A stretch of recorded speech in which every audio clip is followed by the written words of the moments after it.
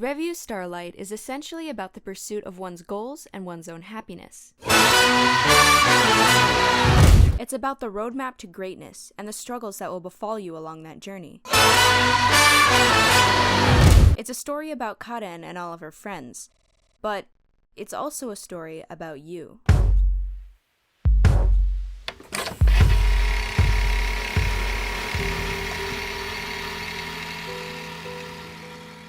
We're all in pursuit of something grand, whether it's to get out of student loan debt or to own a house large enough for our family, to leave your mark on the world of anime through your YouTube channel, or to become supreme overlord of planet Earth. The point is, we all have dreams for the future, as does Karen from Revue Starlight.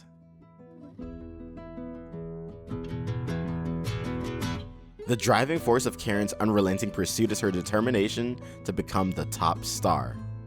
However, she wasn't always that way. In the beginning, Karen is portrayed as a lazy girl that's always late, but that doesn't hold her back from trying her hardest. Before the class arrives, she does all of her stretches, and when everyone is finally there, they still berate her for always being late. However, they also congratulate her for miraculously arriving early for once, and that's when you get to see the spark of determination in her character. She ensures them that each day she tries harder and harder to be the best, but up until that moment we have no clue what the semblance of the best is for Karen, until we meet Maya Tendo.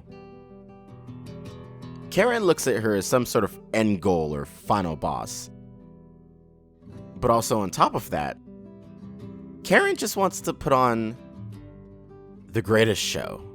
Much similar to Karen's end goal was the goal of P.T. Barnum, a visionary that rose up from the slums in America with his dream of putting on the greatest show the world had ever seen. The film follows Barnum as you see him do literally whatever it takes to make his show happen. The film that explores his life is appropriately titled The Greatest Showman, and in the film is a showcase of the antics Barnum would pull to make his audience believe the unbelievable. Every obstacle that was thrown his way he deflected with his determination. P.T. Barnum's ideology was to try and try again, and eventually, it worked. He had created the greatest show the world had ever seen, and in doing so, he inspired everyone around him to work a lot harder. And even after achieving his dream, tragedy does unfortunately strike him, and he loses it all. And that's my biggest fear. Like Karen, I have my own inspiration of who I want to surpass, and I'm not necessarily trying to be that person, I just want to prove to the world that I can be better. I make weekly anime content here on YouTube that I hope at least one person will watch.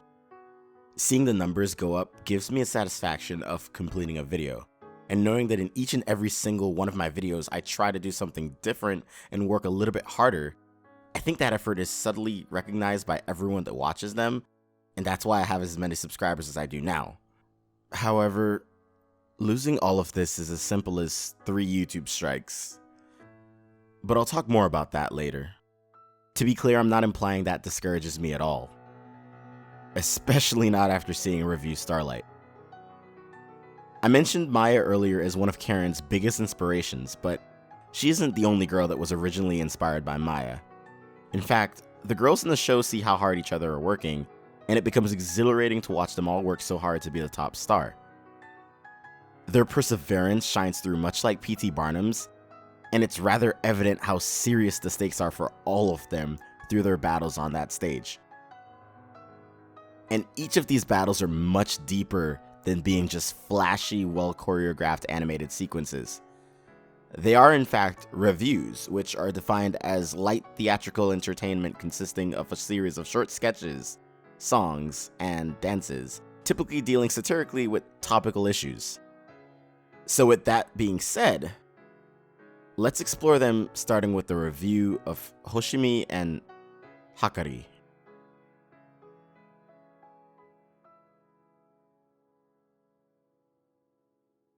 Karen witnesses the opening of this review alongside the giraffe, who mentions that these girls are desperate to obtain the title of top star. It's also during this review that he says something anyone hoping to obtain stardom can attest to. It's the same ideology that I keep preaching about in relation to P.T. Barnum. Everyday happiness, the pleasures of a young girl's life, all burned away in pursuit of that faraway brilliance. That is a stage girl. Do you think that fire is within you?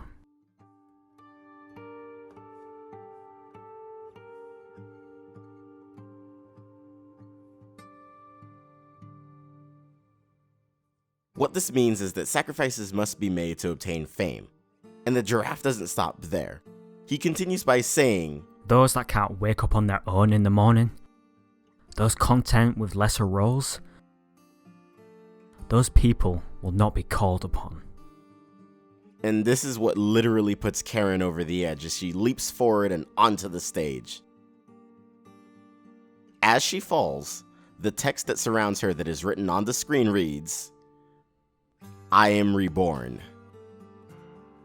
As Karen enters the fray, the background song that plays in the scene is about her talking about how she has a dream she must pursue, how the passion inside her has finally been lit. The following review is called the Revue of Desire. This one stars Karen and Hoshimi, as Hoshimi expresses that she is tired of being sidelined or in the shadows. During this review, she is substituted for and hidden among mannequins, which symbolize how generic and indifferent she is from the average person. Everyone simply doesn't notice her, and she despises that. She asks in her song if the future is unattainable, and on screen, Maya is shown, which depicts how much her goals align with Karen's. The Revue of Pride follows this, and this one stars Karen alongside Maya. The significance of this piece is to showcase how to be the brightest star, as Maya aptly puts it. This review has the show double down on the idea that it takes sacrifice to obtain stardom. During this review, Maya asks Karen what she sacrificed to be there, and Karen has no response.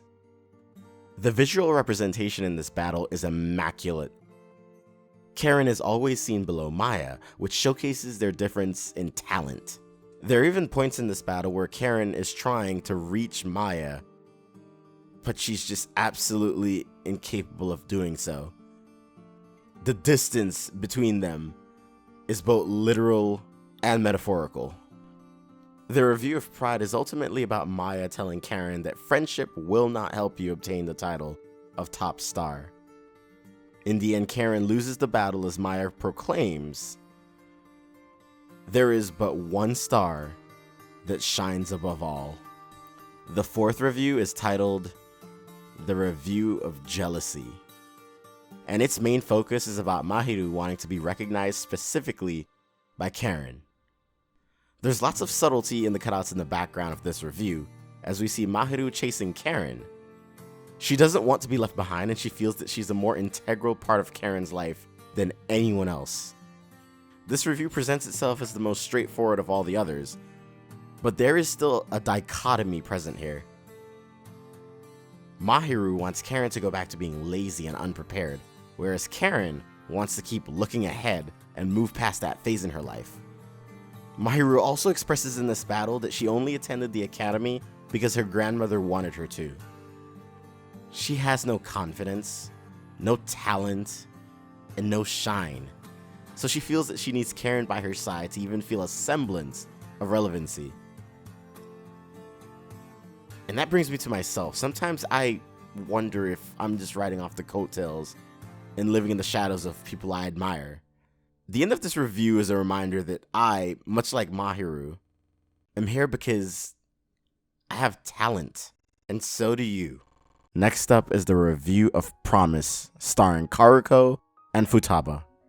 Much like the review before this one, it's about both girls promising to always be together. However, that proves difficult, especially when Futaba wants to land the role of top star, and Karuko isn't just handed the role like she normally is. This review is more than that though. It's about Futaba reminding her of the hard work that she put in to even scratch the surface of becoming a star. It's a reminder that fame, fortune, and the glory of putting on the best possible show won't just be handed to you. This review is absolutely emotional, and it ends with Karaku giving Futaba the fair chance at proving that she can be better than her, and that she should see her as an equal instead of her personal pet. And even though she wasn't given a role, she still wins the battle, thus proving she is still capable of being a star. Nana's review is simple. It's about a star hidden in plain sight. Throughout the entire show, Nana is just a supporting character as portrayed through her intent on helping Starlight become the best show possible, but expressing no interest in the lead role. Her review plays out behind the scenes, and she is up against Maya. The fact that we don't even get to see her review at Maya proves just how far ahead of everyone else she is, and the visual representation of how much she outshines them all is blinding lights. Needless to say, Nana is the true top star, and she gets granted a wish, and her wish is to keep living the best days of her life without worry. So she chooses to repeat those days over and over until Hikari shows up. The message behind this review is that while complacency works, you will never reach your full potential unless you allow change, and unfortunately Nana is a victim of her own doing. The next review is the review of Solitude, which stars Hikari and Nana. Not only is there a difference in strength showcased here, but the odds are stacked against Hikari from the start as she uses a dagger up against Nana's swords. The point of this review is for Hikari to prove that she still has what it takes to be the top star after mindlessly aiming for the top and forgetting her core values along the way. This review is quite poetic given the fact that she and Nana similarly mindlessly looked ahead, but Nana gets blinded by her own shine that she forgets that others around her are capable of shining as well. And with that, Nana loses her review, and the stage light no longer focuses its attention on her. A new age has dawned. The preface of the next review is a reminder that looking ahead and trying to make your next performance better than your last is something we should all aspire to do. It also, however, foreshadows events to come with a grim reminder that Starlight, the performance that the girls try so hard to put on, is in fact a tragedy. And thus begins the review of Bonds. This review stars Karen and Nana as they battle over change. You see, change invites tragedy, and Nana doesn't want to risk there being a fallout. Karen, on the other hand, wants change. She relishes the chance to improve and put on an even better performance, which again brings us back to the ideology of P.T. Barnum. And that's where Nana realizes that the blinding light that she couldn't see past wasn't her own. It was Karen's. This revelation in turn marks Nana's second defeat. It's even wrapped up nicely with several quotes, including this one from Johann Wolfgang von Goethe. "He who moves not forward goes backward." It's a reminder that both the stage and the stage girls are meant to change. A reminder that in your own life, you can eventually outshine whomever is at the top of whatever ladder you want to reach, so long as you keep trying something different.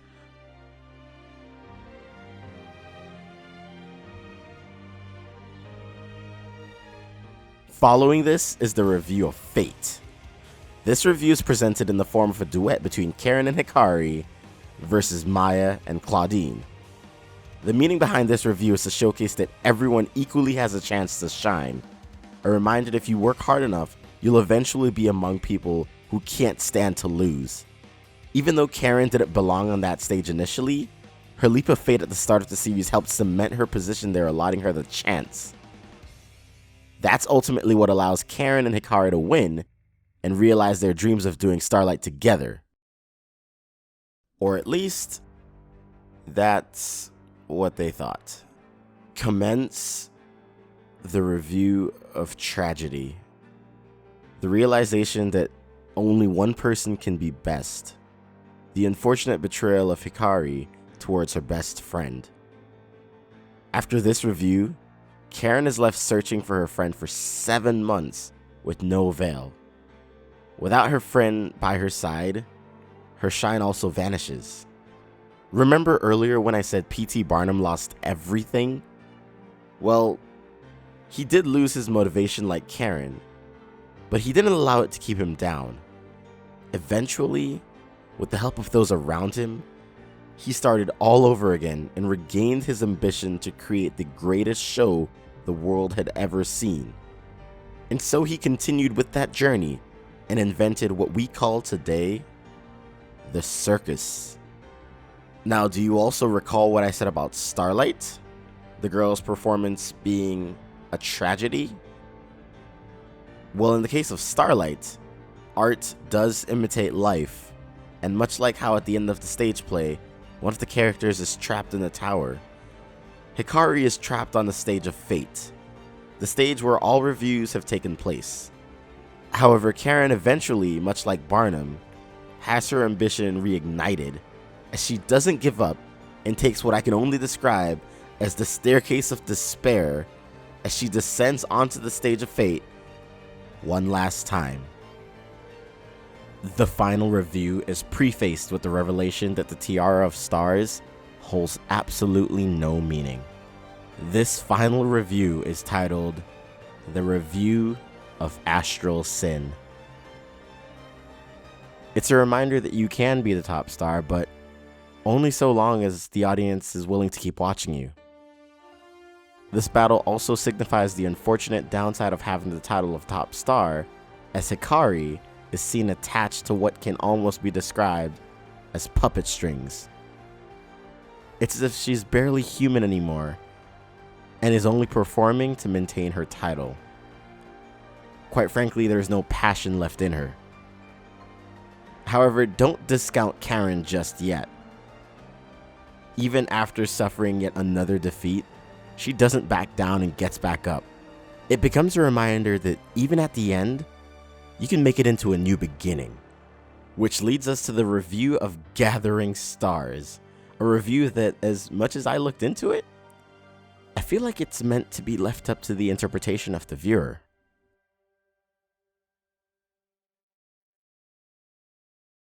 This video is titled, You Can't Dim the Light of a Star, because I've now shown you the girls in Revue Starlight go to hell and back to achieve their goals. And even when they lost everything, it didn't stop their perseverance. Much like how I mentioned earlier in relation to myself, I have 1 strike on my channel, and 2 more can cause me to lose absolutely everything. But that won't stop me from trying to be bigger or better next time around. Because these girls put in every ounce of possible effort they can to achieve their dreams, I invite you to do the same and never back down. The reason Revue Starlight will continue to shine its stage light on my life for years to come is because of the lessons I learned along the way with this show. I learned that sacrifice is necessary. Have the desire to be recognized. Be proud of yourself even if you can't make it to the top just yet. Try your best not to get jealous. Realize that things won't always be handed to you. Never become complacent. Accept and allow change to happen. Realize that you have the potential. Take notice that everyone around you also has potential. Be brave when things don't go according to plan. And finally, it's possible to turn tragedy into serendipity. To simply put, after watching all of Revue Starlight, I understand.